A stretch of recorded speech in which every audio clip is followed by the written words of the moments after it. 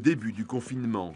Sylvia reprend ses habitudes, d'abord gérer le chargement de la voiture, des kits d'hygiène qu'elle a confectionnés, des vêtements, des draps et même une tente.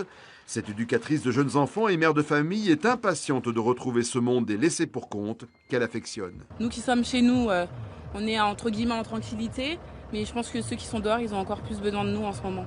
Depuis 4 ans, une fois par mois, cette jeune Martiniquaise de 33 ans vient en aide aux SDF de la région parisienne.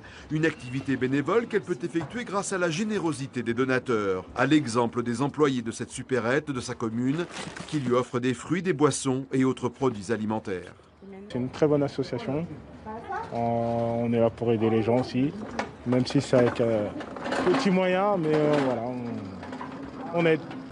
Après avoir récupéré son principal soutien dans cet engagement, son frère, tout juste sorti du travail dans un hôpital, direction le quartier de la Gare de Lyon à Paris pour Sylvia et Yannick, pour une tournée des sans-abri, une maraude comme on dit dans le monde de la rue.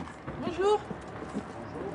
Du café aux bouteilles d'eau, en passant par des pommes, des chips et autres vêtements, frères et sœurs s'affairent à distribuer tout ce qu'ils ont pu entasser dans leur voiture, tout en prenant du temps pour échanger quelques mots avec leurs hôtes.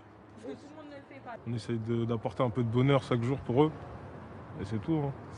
C'est pas grand-chose. Pour ce premier retour à la rue depuis le début de la crise du coronavirus, Sylvia et Yannick essayent de respecter quelques distances avec ceux qu'ils sont venus servir.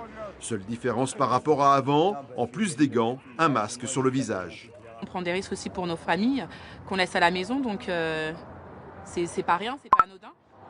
Et moi, je me suis posé plusieurs fois la question si je devais le faire ou pas. Mais je me dis que Dieu nous protège, donc c'est pour ça qu'on a décidé de la faire, cette maraude. Après avoir arpenté les rues jusque tard dans la nuit, Sylvia et Yannick sont repartis convaincus que cette maraude est plus que jamais nécessaire en cette période de confinement général. Mais ils ne pourront la reprendre que si d'autres dons parviennent à leur association.